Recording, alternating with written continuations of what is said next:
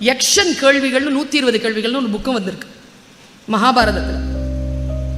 முடிஞ்சா கடந்துருங்க அந்த புக்கை வாங்கி. யக்ஷனின் கேள்விகள் 120 கேள்விகள். அவன் கேட்கிறான், தர்மனிடத்தில் கேட்ட கேள்விகள். நான் ஒரு 10 கேள்விகள் உங்களுக்காக எழுதிட்டு வந்தேன். எது பூமியை காட்டிலும் பாரமானது? தாய். பூமியை காட்டிலும் பாரமானவளாம். பொறுமையில் சிறந்த பூமியும் உண்டு, பூமியை விஞ்சும் தாய்மனம் உண்டு, கோவிலில் ஒன்று, குடும்பத்தில் ஒன்று, கருணையும் தாய்மையும் கடவுளும் ஒன்று. தாய்தான் பாரமானவள். எல்லா கருவறையிலும் தெய்வம் இருக்கும், அந்த கருவறையே இந்த தெய்வத்திற்குள் இருக்கும். ரொம்ப உயர்ந்தவர் தாய், பாரமானவள். எது மலைகளை காட்டிலும் உயரமானது? தர்மன் தந்த பதில் தந்தை. காற்றை காட்டிலும் வேகமானது மனம். புல்லை காட்டிலும் அற்பமானது, சூப்பர், புல்லை காட்டிலும் அற்பமானது கவலை. இந்த போனை எடுக்கலனா என்ன தவிப்பு, என்ன தவிப்பு. இது பர்ஸ் தொலைஞ்சா கூட அவ்வளவு கவலைப்பட மாட்டேங்கிறாங்க சார். போன் தொலைஞ்சிருச்சுன்னு வச்சுக்கோங்களேன், ஏன் சொல்லுங்க பாப்போம். ஏன்பா அவ்வளோ டேட்டா தானே? எத்தனை பாஸ்வேர்டு? இன்ஸ்டாகிராமுக்கு ஒரு பாஸ்வேர்டு, ஃபேஸ்புக்கு ஒரு பாஸ்வேர்டு, கான்டாக்ட் ஒரு பாஸ்வேர்டு, வாட்ஸ்அப்க்கு ஒரு பாஸ்வேர்டு. இத்தனை பாஸ்வேர்டு ஞாபகம் வச்சிருக்கிறீங்களே, அதுதான் சூப்பர். இத்தனை பாஸ்வேர்டு ஞாபகம் வச்சிருக்கிறீங்க. நான் ஒன்று சொல்லட்டுமா? இவ்வளோ ஆர்வமா இருக்கிறீங்களா? இதனோட தானே இப்படி போயிடுச்சு இல்ல வாழ்க்கை. கல்யாணம் ஆகும், ஜாதகம்லாம் மாத்திக்காத. இப்படி பார்த்து பழகிட்டல்ல, உன் போனை அந்த பிள்ளைகிட்ட ஒரு 3 நாள் கொடுத்து வை. அந்த பொண்ணு போனு உங்ககிட்ட ஒரு 3 நாள் இருக்கட்டும். கெமிஸ்ட்ரி ஒர்க் அவுட் ஆயிடுச்சுன்னா கல்யாணம் பண்ணிக்கோ. ஒருத்தனுக்கு நடக்காது சார் கல்யாணம். அவ்வளோ திருட்டுத்தனம், அவ்வளோ திருட்டுத்தனம். இதுக்கு ஒரு மெசேஜ் போட்டு பாஸ்வேர்ட் போட்டு வச்சிருக்காங்க குமரன் சார். நான் பார்த்து பயந்து போனேன்.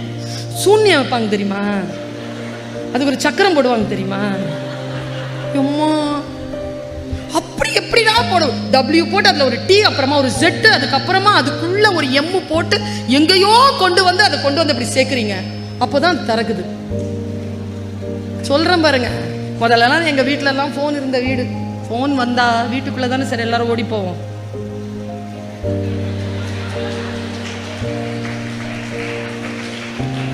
ஐன்ஸ்டீன் சொல்கிறான், தொழில்நுட்பங்களால் இந்த உலகம் நிறைந்திருக்கின்ற பொழுது இந்த உலகம் உறவுகளற்ற முட்டாள்களாலேயே நிரம்பி வழியும்.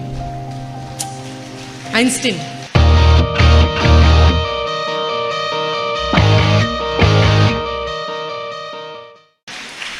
பாருங்க, மிக மிக கவலைதான் மிக மிக அற்பமானது. அடுத்து பாருங்க, பயணம் செய்பவனுக்கு தோழன் நண்பன், நோயாளிக்கு தோழன் மருத்துவன், இறப்பவனுக்கு தோழன் ஈகை, வெல்ல முடியாத எதிரி. இதெல்லாம் எத்தனை வருஷனே தெரியாம நமக்கு நம்முடைய முன்னோர்கள் நமக்கு சொல்லிட்டு போன ஆன்சர்ஸ், விடைகள். பாருங்க, வெல்ல முடியாத எதிரி சுய கோபம், மகிழ்ச்சியானவர்கள் கடன் இல்லாதவர்கள். எது அதிசயம்? அடேங்கப்பா, நான் மட்டும் இறக்க மாட்டேன் என்று நினைக்கிறானே மனிதன், அதுதான் இந்த உலகத்தில் அதிசயம் என்கிறான் யக்ஷன். எது பாதை? தனிமை. எது செய்தி? காலம் எனும் சமையல்காரன் அறியாமை எனும் வானலியில் சமைப்பதுதான் செய்தி. நான் யோசிச்சு பார்க்கிறேன், என்ன மாதிரியான பதில்கள் இது? ஒவ்வொரு பதில்களுக்கும் உள்வாங்கி அதை கரைத்துக் கொள்வதற்கு உனக்கு எத்தனையோ நாட்கள் தேவைப்படும். புரிஞ்சுக்கிட்டேன்னு வச்சுக்கோ, வாழ்க்கை சுலபமாகும். புரிஞ்சுக்கணுமே, எது போட்டால் எது வருது. கெலடோஸ்கோப் மாதிரி எல்லாம் போயிட்டு இருக்கு வாழ்க்கை. கெலடோஸ்கோப் மாதிரியான வாழ்க்கைக்கான மிக முக்கியமான காரணம், நீ எந்த வண்ணங்களில் எந்த அளவிலே நீ அந்த வளையல்களை உடைத்து போடுகிறாய் என்பது. அதான் அந்த கெலடோஸ்கோப்பை முடிவு செய்யும். சாதாரணமாக வந்து விடுவதில்லை இந்த டிசைன்ஸ். அதற்கு மூல காரணமாக உன்னுடைய வினைகள் தான் இருக்கின்றன என்பதனை சொல்கிறது. அழகானது வாழ்க்கை. ஆனால் அழகான அந்த வாழ்க்கையை எத்தனை பேர் அதை முழுமையான அன்போடும் முழுமையான புரிதலோடும் அதை நாம் அணுகுகிறோம். பல நேரங்களில் 17 வயது முதல் 25 வயது வரைக்கும் நீ எதை செய்வாயோ அதைத்தான் செய்வாய், நமக்கு தெரிவதே இல்லை. 25 வயதிலிருந்து 45 வயது வரைக்கும் நீ எதை செய்வாயோ அதுதான் 45 வயதிற்கு பிறகு உன் கைக்கு வரும். யாருக்குமே 45 வயதிற்கு பிறகு திட்டங்களே கிடையாது. ஏன் இந்த வயதிலேயே பல பேருக்கு திட்டங்கள் கிடையாது. ஒரு இலக்கு, ஒரு வேலை, அவ்வளவுதான். ஒரு வேலை கிடைச்சிட்டா போதுமா? இன்னொரு விஷயம் சொல்லுகிறேன். இன்றைக்கு இருக்கக்கூடிய தலைமுறை நீங்கள் துயரப்படுகின்ற ஒரு விஷயத்தை சொல்லுகிறேன். நேரம், டைம். எல்லாரும் கிளாஸ்க்கு போன உடனே என்ன பார்க்குறீங்க? அடுத்த வந்துருச்சு, அடுத்து அப்புறம் கிளாஸ்க்கு போயிட்ட, முடிஞ்சது கிளாஸ், பிரேக் வந்துருச்சு, சாப்பாடு சாப்பிட்ட, கிளாஸ்ல வந்துட்ட, பெல் அடிச்சிருச்சு, பஸ் ஏறிட்ட, சீட்டு கிடைச்சிருச்சு, ஹாஸ்டல் போயிட்ட, தூங்கிட்ட, செத்து போ, என்ன நினைக்கிறீங்க? எல்லாம் தான் கிடைச்சிருச்சு, அப்புறம் என்ன? இந்த வினாடியை யாருமே அனுபவிப்பதில்லை. இந்த வினாடியை ரிலீஸ் பண்றதே இல்லைங்க. இந்த இன்னெவிட்டபிள்ங்க. நான் விபாசனான ஒரு பயிற்சி போயிட்டு வந்தேன். நீங்க ஆச்சரியப்படுவீங்க. 10 நாள் இதை தூக்கி 10 நாள்ல கொடுத்துடணும். ஒரு இடத்துல அப்படி உட்காரணும், ஒரே இடத்துல. ஏப்ரல் 13 இருந்து ஏப்ரல் 23 சாயந்தரம் வரைக்கும் உட்கார்ந்தேன். 11 மணி நேரம் விரல் கூட அசைக்கூடாது. ஒரு நாளைக்கு உட்கார முடியுமா? நீ தியானம் என்ன பண்றதெல்லாம் வேற. முதல்ல உட்கார 3 நிமிஷம் உட்கார, உடம்ப சேம உட்கார. இந்த தனிமை இருக்குல்ல, இந்த பயணம் இருக்குல்ல, தியானம் எல்லாம் அப்புறமா இருக்கட்டும். Just stay in penance for 3 minutes per day. இந்த விஷயத்தெல்லாம் ஆஃப் பண்ணி வச்சுக்கோ. தேவையில்லாம இதுக்குள்ளெல்லாம் போகாத. பல விஷயங்கள் just articulate, just simply sit. Don't resist, don't create, don't perceive. Simply sit for 3 minutes. என்னென்னமோ விஷயங்களும் வந்து சேரும். அப்புறமா எழுந்திருச்சு வருபவர். அப்படி வருவர். புத்தன் சொல்கிறான், ஒரு அற்புதமான விஷயங்களை புத்தன் சொல்கிறான். நீ போய் தண்ணீர்ல அப்படி முங்குறல, முங்குன தண்ணீர் இல்லை, நீ எழுந்த தண்ணீர் அது கடந்து போய்விட்டது. நீ புதிதாகத்தான் எழுந்திருக்கிறாய். முங்குனல்ல, நீ செத்துட்ட, மறுபடியும் நீ எழுந்தது உயிர். ஒவ்வொரு வினாடியும் உயிர்ப்பாக இருக்கிறோம் என்கிறான் புத்தன். ரொம்ப ஆச்சரியங்க. நீங்க சில லிட்ரேச்சர், நான் I am not only a speaker. சில விஷயங்களை நான் ஆழமாக பேசி பார்க்கிறேன், படித்து பார்க்கிறேன், பழகி என்னால் முடியாததையெல்லாம் என் முன்னோர்கள் எழுதி வைத்து போயிருக்கிறார்கள். பேசா பொருளை பேச நான் துணிந்தேன், கேட்கா வரத்தை கேட்க நான் துணிந்தேன். மண் மீதுள்ள மரங்கள், மக்கள், பறவைகள், புல் பூண்டு பூச்சி யாவும் என் வினையால் இன்புற்று இருக்க அருள் செய்வாய் தேவதேவா. என்ன பிரார்த்தனை இது? இந்த பிரார்த்தனை சாத்தியமா? எல்லாரும் நல்லா இருக்கணும் தானே நான் பிரார்த்தனை பண்றேன். என் வினையால் நீ நல்லா இருக்கணும் நான் பிரார்த்தனை பண்றேனா? உன் நன்மைக்காக நான் ஏதோ செய்ய வேண்டும் என்று கடவுளிடம் இதுவரைக்கும் கேட்டு இருக்கிறோமா? பாரதி கேட்கிறான். பாரதியை படிக்கின்ற பொழுது நான் பாரதியை புரிந்து கொள்கிறேன். பாரதி பாரதி பாரதின்னு பாரதியினுடைய பேரை பேச்சு சொல்லியே, பாரதியின் பாட்டை சொல்லியே பேசி பழகியவங்க நான். பாரதி என்ன பண்ணான் தெரியுமா? பாராளுமன்றத்தில் பாரதியை பற்றி என்னை பாரதி பேச வைத்தான். போன ஆகஸ்ட் 18ஆம் தேதி பாராளுமன்றத்தில் பேசுகிறேன் நான் பாரதியை பற்றி. ஒன்றுமில்லை பிள்ளைகளா, உங்கள் கவனத்தை உங்கள் காரியங்களில் மட்டும் வையுங்கள். அந்த காரியம் உங்களை சிகரத்திற்கு அழைத்து செல்லும். இந்த திறமை இருக்குல்ல, இந்த பண்பு இருக்கு இல்லையா, இந்த பண்பினுடைய உச்சபட்சத்தில் உச்சகட்டத்திலே நாம் நின்று கொண்டிருப்பது. எல்லாவற்றையும் ரசனையின் புள்ளியில் வை, எல்லாவற்றையும் அறிவின் புள்ளியில் வை. நீ எதை நினைக்கிறாயோ அது உன் காலடிக்கு வரும். நினைக்கின்ற நினைவுகளை மிக ஆழமாகவும் மிக கருத்தாகவும் வை. எதை பேசினாலும் யார் பேசினாலும் அப்படின்னு சொல்லவே சொல்லாத. கூர்ந்து கவனி. முடிந்தால் ஏற்றுக்கொள், இல்லை என்றால் அமைதியாக இரு. முடிந்தால் மாற்று கருத்தை சொல், முடியவில்லை என்றால் மனதிலே அதை ஏற்றுக்கொள்ளாமல் அந்த இடத்தை விட்டு அகன்று. இந்த திறமை படிக்கின்ற பிள்ளைகளுக்கு வர வேண்டும். உங்கள் பெண் பிள்ளைகளுக்கு ஒரு விஷயத்தை சொல்லி அமைகிறேன். சமீபத்தில் நான் இதை தொடர்ந்து பேசிக் கொண்டிருக்கிறேன். தொடர்ந்து பேசிக் கொண்டிருக்கிறேன். உங்கள் நன்மைக்காக பேசிக் கொண்டிருக்கிறேன். இதுவரைக்கும் நான் பேசிய பேச்சை விட இந்த கருத்து, இந்த குறிப்பிட்ட இந்த போர்ஷன் ரொம்ப முக்கியமானது. அதை நான் சொல்லிட்டு போறேன். பகீரத முயற்சின்னு ஒரு விஷயத்த சொல்லுவாங்க, கேள்விப்பட்டிருக்கீங்களா? அப்படின்னா என்னங்க, யாருக்கா தெரியுமா? பகீரத பிரயத்தனம்ங்க. கம்பசூத்திரம் பாங்க. அப்படின்னா என்ன? கம்பசூத்திரம்னா என்னங்க? கம்பனை போல் எழுத முடியாது. கம்பசூத்திரம் அதல்ல.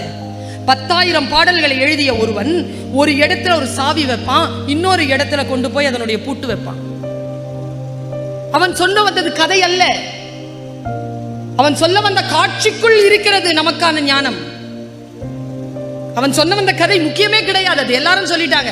கம்பராமாயணம் பெருசா என்ன, 1.5 நிமிஷத்துல சொல்லிடுவேன் நான் ராமாயணத்தை.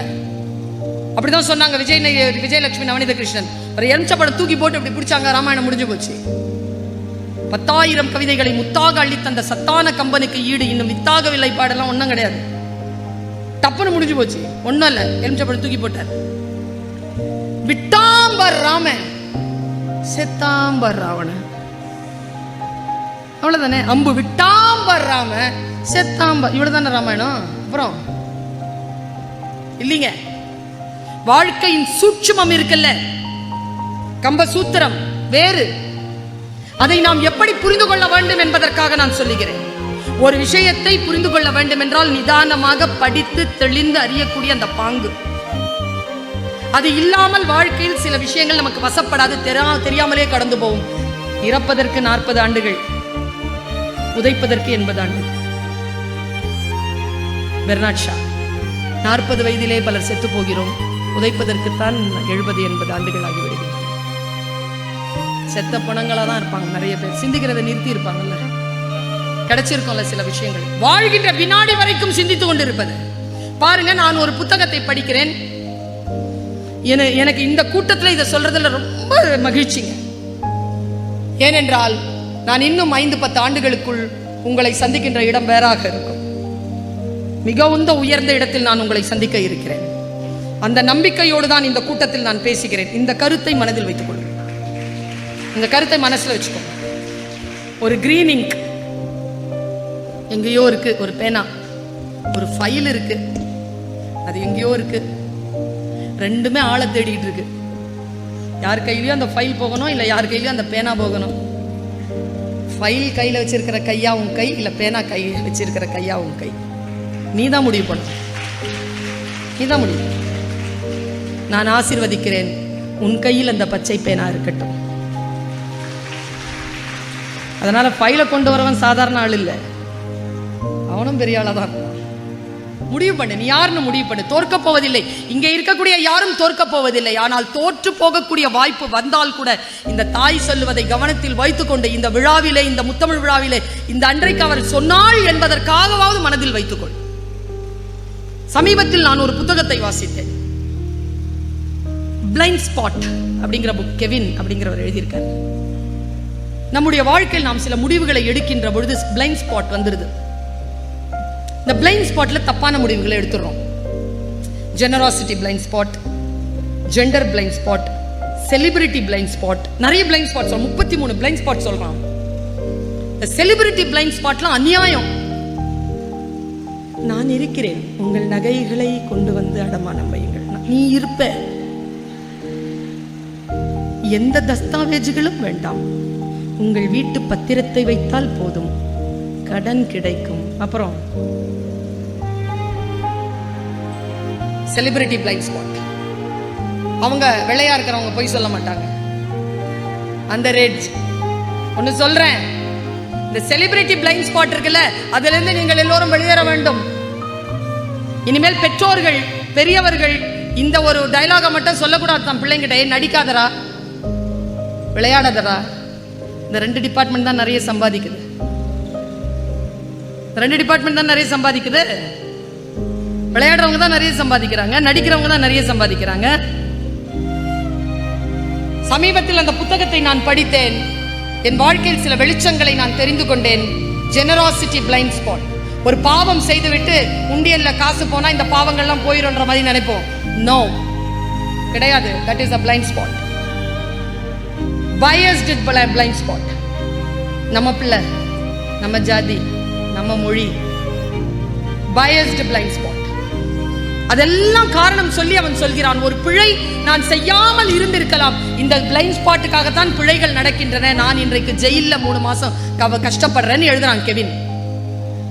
இன்னும் ஒரு புத்தகத்தை சொல்கிறேன், இதை சொல்லிட்டு போனா என்னுடைய பயணம் ஈடேறும். ஏன் திறமைசாலிகள் தவறானவர்களை தேர்ந்தெடுக்கிறார்கள்? எப்படி ஒரு புக்குங்க. Why brilliant people choose a wrong persons. நான் யோசிச்சு பார்த்திருக்கேன், பல பேருடைய வீழ்ச்சியை என் கண்களால் பார்த்திருக்கிறேன். இந்த உலகத்தில் 100 விழுக்காடு வெளியிலே களமாடி கொண்டிருக்கக்கூடிய பெண்களில் 75% பேர் வீழ்ச்சி அடைவதற்கு காரணம் தவறான மனிதர்களை அவர்கள் தேர்ந்தெடுப்பதுதான். தவறான மனிதர்களை எப்படி பிரில்லியன்ட் பீப்புள் தேர்ந்தெடுக்க முடியுங்க? எனக்கு அந்த புக்கு படிச்ச புரியல என் குழந்தைகளை. நான் இதை தொடர்ந்து 3 மாதமாக சொல்லிக் கொண்டிருக்கிறேன். அதை நான் புரிந்து கொண்ட அந்த வினாடியில் இருந்து யூடியூப் எத்தனை பிள்ளைகள் பார்ப்பார்களோ, பார்க்காத குழந்தைகள் என் அவைக்கு வந்திருக்கிறார்கள், அவர்களுக்காக நான் இதை சொல்கிறேன். கொரோனாவுக்கு முன்னால நம்லிஃபா அப்படிங்கிற ஒரு அமைப்பு, பிரமாதமான அமைப்பு, லைஃப் இன்சூரன்ஸ் கார்பரேஷன் பற்றி ஒரு உலக மாநாடு நடத்துச்சு. அந்த மாநாட்டுக்கு சிறப்பு பேச்சாளர் நான். சாயந்தரம் 6 மணிக்கு எனக்கு ப்ரோக்ராம், கென்டிங்ல போய் இறங்கிட்டேன். மலேசியா கேன்டிங் போனவங்களுக்கு தெரியும் அது எவ்வளவு நல்ல இடம்னு. போய் இறங்கிட்டேன். விமானம் போய் இறங்குச்சு மணி 6. கேன்டிங் போறதுக்கு எனக்கு 11-12 மணி ஆயிடுச்சு. போயிட்டேன். அவங்க சொன்னாங்க, நீங்க ரெஸ்ட் எடுங்க மேடம், கொஞ்சம் சுத்தி பாருங்க, நல்ல இடம், சாயந்தரம் 6 மணிக்கு தான். நான் போய் ரூம் போய் ஃப்ரெஷ் ஆயிட்டு உடனே நான் ஹாலுக்கு வந்துட்டேன். ஏன்னா நான் ஏன் ஹாலுக்கு வரேன்னா, I want to know the pulse of the programmers and I want to know the people who is going to listen to me. யார் என்னை கவனிக்க போகிறார்களோ அந்த மனிதர்கள் எனக்கு தெரிய வேண்டும். சட்டுன்னு நின்று பேசிட முடியாது, அவங்களுடைய பல்ஸ் தெரியாம நான் போய் பேச முடியாது. I must speak up. இல்ல வரணும்னு சொல்லிட்டு அங்க உட்கார்ந்துட்டேன். பாருங்க பிள்ளைகளை, எங்கேயோ நாம் படிக்கிற ஏதோ ஒரு விஷயம் அப்பொழுது புரிய வேண்டும் என்று இல்லை. வகுப்பிலே ஒருத்தர் கிளாஸ், உளவியல் கிளாஸ் எடுத்துட்டு இருக்கிறார், அப்போ புரியாது. நீ வேலையில ஜாயின் பண்ணி ஏதோ ஒரு விஷயத்துல உனக்கு முன்னால் ஒரு சிக்கல் வந்து இருக்கும் பொழுது அந்த ஆசிரியர் சொல்லி கொடுத்த ஏதோ ஒரு விஷயம் இங்கே உனக்கு தீர்வாக தெரியும். நான் அங்க போய் உட்கார்றேங்க. ஒரு ஆள் மேடைக்கு வந்தாரு. இது என் காட்சி. நான் ஒண்ணு சொல்றேன், இந்த 2 நாளும் ரொம்ப டீடைல்டா இருங்க.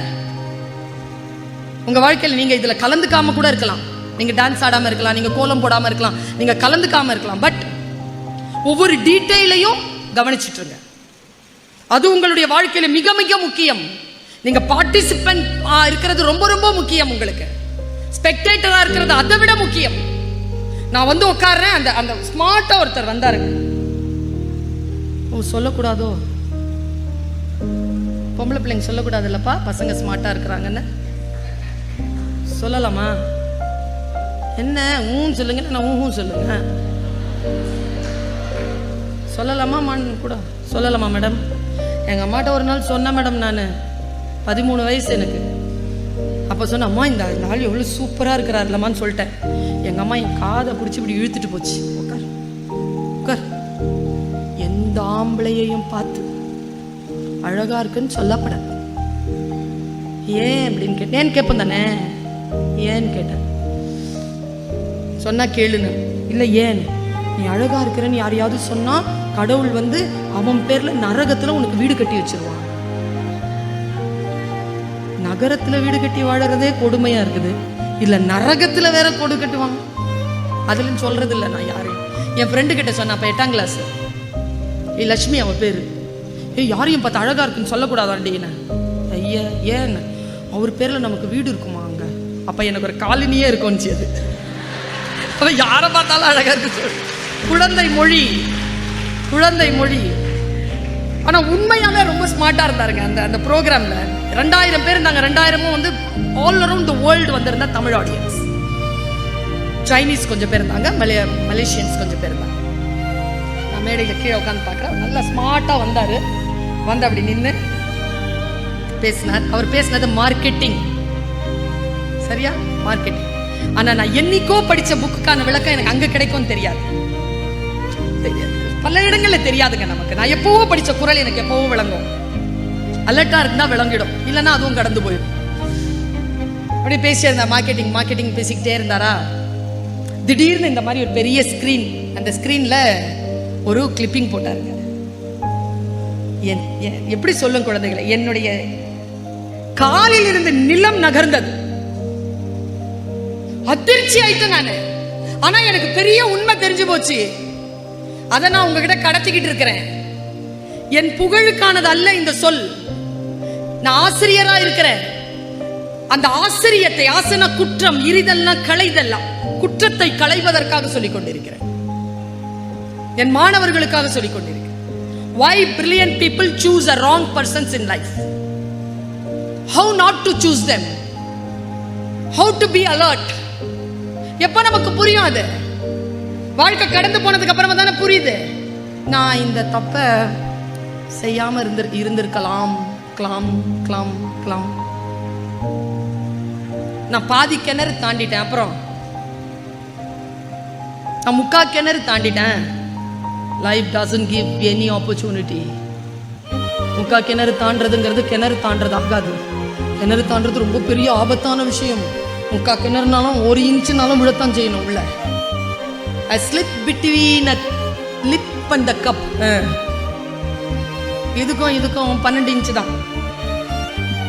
யோசிக்காம பிளக்க மாட்டி வச்சிருக்கணும் ரெண்டுத்துக்கும். பிளக்க கலண்டுருச்சுன்னா முடிஞ்சு போச்சு கதை. கனெக்டடா இருக்கு. சிந்திச்சு தான் பேசணும். சிந்திக்காம பேசினா முடிஞ்சது. பாருங்க, அவர் போடுறாரு ஒரு கிளிப்பிங். ஒரு 45 வயசு ஆளு, வழுக்க மண்டை,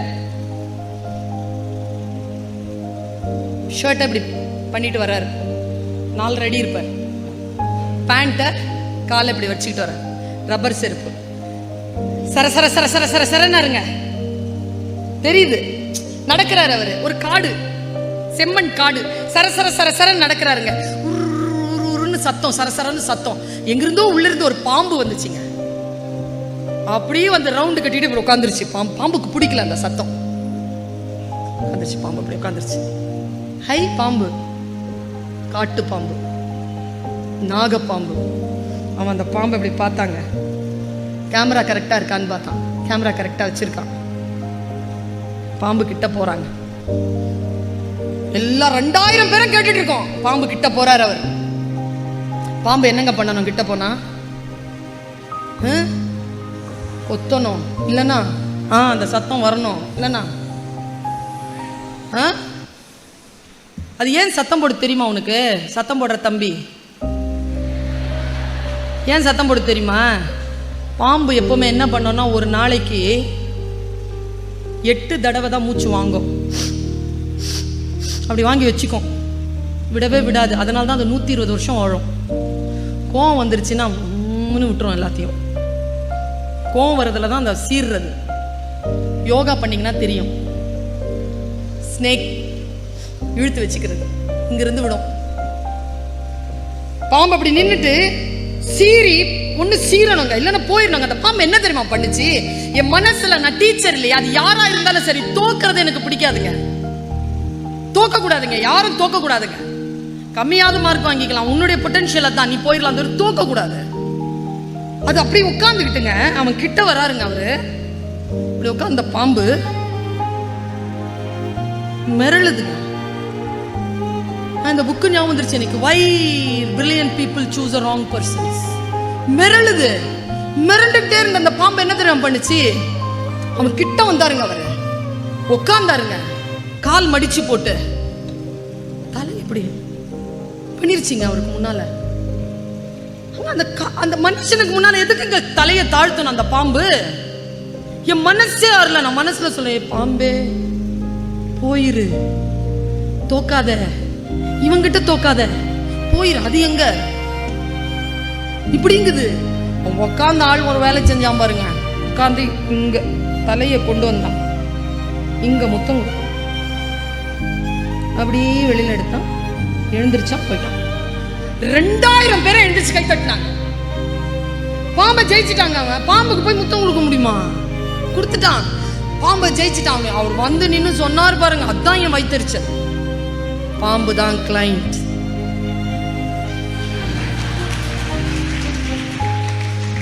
முத்தம் கொடுத்த அந்த காட்டுவாசி தான் ஏஜென்ட். கொடுக்கப்பட்ட முத்தம் தான் பாலிசி வித்தது. எனக்கு என்ன மனசு தெரியுமா, தான் முத்தம் கொடுக்கப்பட்டதே அந்த பாம்புக்கு தெரியாது. தெரிஞ்சத விடுமா, சாவடிச்சிடாது. தெரியலீங்க. why brilliant people are choosing a wrong persons and dying like a hell, defeating like a hell. அப்படியே நின்னுட்டேன். எனக்கு தாங்கல. எல்லாரும் கை தட்டினாங்க. நான் அவர்கிட்ட அந்த இதை பிடிங்கிட்டேன், பென் டிரைவை. ரூமுக்கு போய் லேப்டாப்ல போட்டு பார்த்து, என்னடா பண்ண நீ என்ன பண்ணன்னு அந்த பாம்பை நீ முத்தம் கொடுத்துட்டு போன தெரியணும்ல. பல பெண்கள் இன்றைக்கு எவ்வளவு பாதிக்கப்படுகிறார்கள், பல இளைஞர்கள் எவ்வளவு பாதிக்கப்படுகிறார்கள். பாம்பு மாதிரி தானே, என்னன்னே தெரியாது. ஆனா எல்லாரும் சொல்றாங்க இவங்க தோத்துட்டாங்க, நாங்க ஜெயிச்சிட்டோன்னு. எங்க நாம் தோற்கிறோம்? எங்க என்ன பண்ணாம ஒன்னல அவன் என்ன பண்ணான் டீடைலிங்கா பாக்குறேன் பாருங்க. பாக்குறது வேற, கவனிக்கிறது வேற. கவனிங்க. கவனிச்ச என்ன பண்றான், வந்தான்ல, வந்தவன் பாம்பு அப்படி உட்கார்ந்த உடனே இந்த 2 ஆள்கட்டி விரல் இருக்குல்ல, அசைச்சுக்கிட்டே வர்றாங்க. அவன் அது அந்த கையை மட்டும் பாக்குறீங்க, ஏதோ அசையுதேன்னு. அவன் கிட்ட வந்துட்டான். கால் மடிச்சு உட்காரத்துக்குள்ள அவன் கால் விரல்கள் அசைச்சுக்கிட்டே உட்கார்ந்தாங்க. உட்கார்ந்த உடனே இந்த 2 கையை வச்சு 2 கையையும் இப்படி விரல் அசைக்கிறான். பார்த்துட்டு இருக்கிறதுக்குள்ள முத்தம் கொடுத்துட்டு போயிட்டான். அப்ப அங்க நடந்தது என்ன, பாம்பின் கவனத்தை வேறு பக்கம் திருப்பி பாம்புக்கே தெரியாமல் பாம்புக்கு முத்தம் கொடுத்து பாம்பை ஜெயித்து விட்டதாக அவன் அறிவித்து போயிட்டான். என் அருமை மாணவ கண்மணிகளே, நம் கவனத்தை வேறு பக்கம் திருப்பி நம்மை தோற்கடித்து விட்டதாக இந்த சமூகம் சொல்வதற்கு ஒருபோதும் நீங்கள் வழிவகை செய்துவிடக் கூடாது. யார் எது செய்தாலும் முழுமையாக அவர்களை நீங்கள் அவதானித்து அடுத்த கட்டத்திற்கு போக வேண்டும் என்பதற்காக நான் இதை சொல்கிறேன். Never allow your concentration to go out. Focus. எது இருந்தாலும் ஃபோக்கஸ் பண்ணு. கிண்டல் பண்றதுக்காக ஃபோக்கஸ் பண்ணு. அடுத்தவன் சொல்றதை கேட்டுட்டு ஃபோக்கஸ் பண்ணிடாத. அதுதான் ஃபோக்கஸ்னு எழுதி வச்சிடாத. பல நேரங்களில் நாங்கள் பேப்பர் திருத்துவோம், கரெக்டாக மார்க் எழுதி வச்சிருப்பான், கரெக்டாக எழுதி வச்சிருப்பான், அடிச்சு தப்பா எழுதி வச்சிருப்பான். ஏன் பார்த்து எழுது, கரெக்டா. நான் ஒன்று சொல்ற, பக்கத்துலலாம் பார்த்து எழுதாதீங்க. ஏன்னா எல்லாம் தெரிஞ்சவனா இருந்தா அவன் உன் பக்கத்தில் உட்காரான். அவனை கேட்டு எந்த முடிவும் பண்ணாத. அவன் பாவம். உன்னுடைய விஷயங்களை நீ தெளிவாக, நான் சொல்றேனே, போருக்கு புறப்படுகின்ற பொழுதும் தேர்வுக்கு புறப்படுகின்ற பொழுது தனியா போ. இந்த மேடையில் நான் யாரையாவது கூட்டு சேர்த்துட்டு பேச முடியுமா? பட்டி மண்டபமா இருந்தாலும் அந்த 5 நிமிஷம் நான் தனியா தானே பேசி ஆகணும். கூட கூட பாப்பையா சார் மாதிரி யாரும் பேசிட்டு இருப்பாங்களா என்ன? தோக்கும் போதெல்லாம் தூக்கி தூக்கி கொடுத்துட்டு இருப்பாங்களா என்ன? உலகம் நம்மை தனியாகத்தான் சந்திக்குதோ. எங்க அம்மா உட்கார்ந்துருக்காங்க. எங்க அம்மா என்னை எப்படி தெரியுமா வளர்த்தாங்க? எங்க அம்மா வந்திருக்குது, இங்க கூட்டிட்டு வந்திருக்கிறேன். எப்படி தெரியுமா வளர்த்தாங்க என்ன? அது ரொம்ப நான் இன்னைக்கு காலையில சார்கிட்ட பேசிட்டு இருந்தேங்க, வள்ளல் கண்ணன் சார்கிட்ட பேசிட்டு இருந்தேன். உண்மை, அது ராமசுப்ரமணியம் சார்கிட்ட பேசிட்டு இருந்தேன். உண்மையா சொல்றேன், வளர்ப்பிலே அல்லது வகுப்பிலே என்ன நாம் கற்றுக் கொடுக்கப்படுகிறோமோ நம்முடைய வாழ்க்கையில் நமக்கு அதற்கான வெளிச்சங்களாக நாம் வெளிப்படுகிறோம். ரொம்ப முக்கியம் நம்ம பேசுறது. என்னுடைய அம்மா என்னை வளர்த்தாங்க. என் அக்கா பாலுக்கு போவா, எப்பவுமே காலையில எழுந்திரிச்சு போவா பாலுக்கு. நான் கிண்டல் பண்ணுவேன். அவட 5 மணிக்கு எழுந்திரிச்சு போவான். என்னை விட 2 வயசு பெரியவ. சிரிச்சா ஒரு வாடி வாடியும்பா. பட்டன் பால், அது 2 ரூபாய்க்கு குறைச்சல் அனுப்புவாங்க அம்மா. தெருமுனையில் போய் திரும்பி பாரதியார் வீட்டுக்கு வெளியில் இருக்கும், அது அங்கே போனோம். பார்த்தசாரதி கோயில்கிட்ட போனோம். எங்கள் வீடு மிர்சாஹிப்பேட் மார்க்கெட், ஒரு 5 தெரு தள்ளி போகணும். 5:30 மணிக்குள்ளே பால் தீந்துடும். அதனால கியூவில் நின்று அந்த பட்டன் பால் வாங்கணும். எங்கள் அக்கா தான் போவா. என்னை எப்போவாவது கூப்பிடுவா. நான் ஒரு நாளும் போனது கிடையாது அவ கூட. காலை தூக்கம் எனக்கு ரொம்ப பிடிக்கும். ஒரு நாள் அவ என்ன பண்ணா, திரும்பி பாருங்க, கவனம், கூட இருக்கிறவங்கள பகிச்சிக்காதீங்க.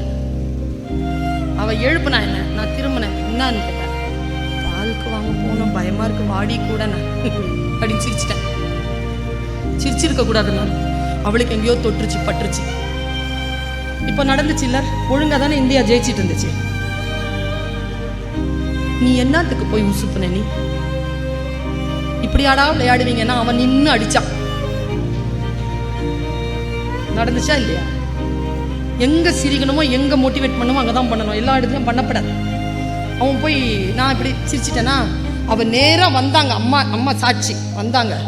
எங்க அம்மா இட்லி ஏதோ அவிச்சிட்டு இருக்கிறாங்க, நான் பல்லு விளக்கிட்டு இருக்கிறாங்க. தொக்குன்னு வச்சா பைய அந்த கேத்தல அழுக. ரஜாத்தி அம்மா, ரஜாத்தி என்னடி ஆச்சுன்னு என்னமோ சொன்னால என்ன பார்த்து எங்க அம்மா ஏய் போடி அப்படின்னாங்க. என்ன நான் அவளையே பார்த்துட்டு இருந்தேன்னா என்ன பார்த்து அழுகுறான். எங்க அம்மா என்ன போடின்ட்டாங்களா, நான் உள்ள போயிட்டேன். என்ன சொன்னான்னு தெரியலீங்க. அடுத்த நாள்ல இருந்து பால் வாங்குற பொறுப்பு எந்து. எனக்கு தாங்கவே முடியல. அவகிட்ட நான் கேட்கிறேன், ஓய் என்ன சொன்ன மாட்டேன். ஏன்னா எனக்கு கீழே ஒரு தங்கச்சி இருக்கா.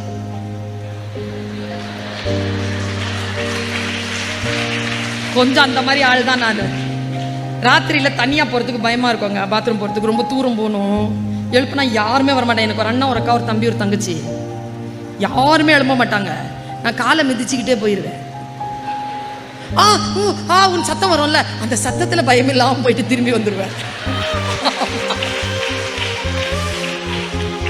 எங்க அம்மா அத என்னையே அனுப்புனாங்களா, என் அக்காவுக்கு கால் பிடிக்கிறேன், அவ பாத்திரம் தேய்க்கிறேன், நான் தேய்க்கிறேன், அவளுக்கு நான் ரிப்பன் வாங்கி கொடுக்குறேன், அவளுக்கு என்னென்னமோ செய்யறேங்க. மாங்காய் எனக்கு பிடிச்சமானது அவளுக்கு வெட்டி கொடுக்குறேன், எல்லாம் பண்றேன். சொல்லும் அது அதெல்லாம் கேட்காத, அதெல்லாம் கேட்காதன்னு சொல்லிட்டே இருந்துச்சா. அப்புறமா நான் அழுதுட்டேன். சொல்லு, ஏன் சொல்ல மாட்டேங்கிற, சொல்லு. நான் யாருக்கிட்டையும் சொல்ல மாட்டேன், சொல்ல மாட்டேன். அங்க ஒரு பால்காரன் இருக்கான். ஆமா, வேஷ்டி மடிச்சுக்கிட்டு இருப்பாரு, அவர் தானே. பணத்தை கிள்ளிட்டான்னு அம்மாட்ட சொன்னேன். இவ்வளவுதானா? இதுக்கான 3 மாசம் பாத்திரம் தேய்ச்சி மாங்காய் வாங்கி கொடுத்து ரிப்பன் வாங்கி. நாளைக்கு தங்கச்சியை பார்த்து தயாரா இரு பாப்பா, இனிமேல் உனக்குதான் டியூட்டி, உனக்குதான். நேரா போனேன். அக்கா எப்படி நடந்து வந்தாலும் 5:40 அப்படியே நடந்து வரேன். எங்க அம்மா அதே இட்லியை வச்சுட்டு இருந்தாங்க. நேரா கொண்டு வந்து கேத்தல வைக்கிறேன் டொப்புன்னு. எங்க அம்மா ரியாக்ஷன் அக்காவுக்கு, என்னடி ராஜாத்தி, என்னடி ஆச்சு? எங்க அக்காவுக்கு, எனக்கு என்ன இனிமேல் நான் பால் வாங்க போல. அம்மா அவளுக்கு, அடி ராஜாத்தி என்னடி ஆச்சு? எனக்கு ஏன் அவ என்னமோ சொன்னா, அம்மா எப்படிலாம் அணைச்சிக்கிட்டாங்கன்னு எனக்கு தெரியும். அப்படியே அணைச்சே வச்சிருந்தாங்க சாயந்தரம் வரைக்கும். எனக்கு நான் சொன்னேம்மா போக மாட்டேன். ஏன் போக மாட்டேன்? பால்காரன் இருக்கான்ல, ஆமா அவன் கிள்ளிட்டான். எங்க அம்மா ரியாக்ஷன், சேச்சே உன்னை யாரும் அப்படி பண்ண மாட்டாங்க. ஏங்க பால்காரன் கூட வாங்க கிள்ள மாட்டான். எவ்வளவு எரிச்சலா இருக்கும் தெரியுமாங்க, எவ்வளவு மனசு கவலையா. அம்மா ஏம்மா இப்படி இருக்கிறேன்னு, ஏய் போடி போய் வேலையை பாருனாங்க எங்க அம்மா. இது என் மனசுலயே இருந்துச்சுங்க. ரொம்ப நாள் மனசுல இருந்தது. எங்க அம்மாட்ட கேட்டேன், ரொம்ப நாள் கழிச்சு கேட்டேன், ஒரு 10 வருஷம் கழிச்சு கேட்டேன், ஏமா அன்னைக்கு நான் சொன்னேன்ல பால்காரன் அப்படி கன்னத்துல கிள்ளிட்டான்னு, ஏமா நீ நம்பல? எங்க அம்மா சொன்னாங்க, பாரு உங்க அக்கா இருக்கால, அது ஒரு பயந்தாங்குள்ளி, அது கண்டிப்பா கில்லு வாங்கிட்டு வரும். நீ அப்படி இல்லடி, உன்னை அவனாவது கன்னத்துல கை வச்சு கிள்ளி இருந்தான்னு வச்சுக்கையன், ஒண்ணு அவனை அடிச்சு நீ செத்துருப்ப, இல்ல உன் அடியில அவன் செத்துருப்பான். நீலாம் அவ்வளோலாம் கில்லு வாங்கிட்டு வர ஜாதி கிடையாதுன்னு எனக்கு தெரியும்னாங்க. உங்களுக்கு தெரியுமா, அந்த நம்பிக்கை தான் இதுவரைக்கும் என்னை இந்த நிலையிலே நிற்க வைத்து என்னை சுற்றி சுற்றி தனியாக போய் எல்லா இடத்திலும் களமாட வைக்கிறது. நம்முடைய வளர்ப்பு ஏதோ ஒரு விஷயத்தில் நம்மை அசைத்து பார்க்கும். நம் மீது வைத்திருக்கக்கூடிய நம்பிக்கை, நாம் எப்படி ஒன்றை எதிர்கொள்கிறோம் என்பது, நம்முடைய வாழ்க்கை என்பது நம் கையில் தான் இருக்கிறது. என் குழந்தைகளே, என் உறவுகளே, அதை எப்படி பயன்படுத்துவது, எவ்வளவு ஸ்டே அலர்ட். நான் திரும்ப திரும்ப என் பேச்சிலே என் குழந்தைகளுக்கு சொல்லுவது அதுதான், stay alert, speak up, stay aware. விழிப்புடன் இருங்கள், எச்சரிக்கையுடன் இருங்கள். எது எந்த இடத்தில் பேச வேண்டுமோ அந்த இடத்தில் அதை பேசிவிடுங்கள். நீங்கள் கைகளிலே இந்த கேட்ஜெட்லாம் வச்சுட்டு போறது பெரிய விஷயம் இல்லை. மற்றவர்களை பார்த்து மிரட்டுகின்ற புத்தகங்களை கையில் வைத்துக் கொண்டு போங்க. மற்றவங்களை அதை பார்த்தாலே மிரளணும், டாபிக் பார்த்தாலே மிரளணும். அந்த மாதிரியான புத்தகங்களை கையில் வைத்துக் கொண்டு போங்கள். ஏனென்றால் எனக்கு தெரியும், நான் பேசிக் கொண்டிருக்கக்கூடிய இந்த கிரவுட் என்பது இன்னும் 20 ஆண்டுகளில் பாரத திருநாட்டை தூக்கி நிறுத்தக்கூடிய அத்தனை மிகப்பெரிய போஸ்டிங்ல வந்து உட்காரக்கூடியவர்கள். உங்களால் இந்த நாடு சிறப்புற போகிறது. எனக்கு நன்றாக நம்பிக்கை இருக்கிறது. நான் வானத்தில் பறந்து கொண்டிருக்கும் ராஜாளி. நான் சிட்டுக்குருவி அல்ல, வெறும் பேச்சாளர் அல்ல. நான் என் பயணம் வேறு. என் பயணம் மிக நீண்ட பாரதூரமானது. நான் வானத்தில் பறந்து கொண்டிருக்கும் ராஜாளி. இன்னும் சில பல நாட்களுக்குள் நீங்களும் சிறகை விரித்து கொண்டு அதை வானத்தில் பறந்து வாருங்கள். 2 பேரும் சந்தித்துக் கொள்ளக்கூடிய ஒரு புள்ளியாக அந்த வான வெளி விளங்கட்டும். அங்கே நம்முடைய வெற்றிகளை நாம் பரிமாறிக்கொள்வோம் என்று சொல்லிக்கொண்டு அத்தனை பேருக்கும் என்னுடைய வாழ்த்துக்களையும் என்னுடைய பாராட்டுகளையும் தெரிவித்துக் கொண்டு நிறைவு செய்கிறேன். நன்றி, வணக்கம்.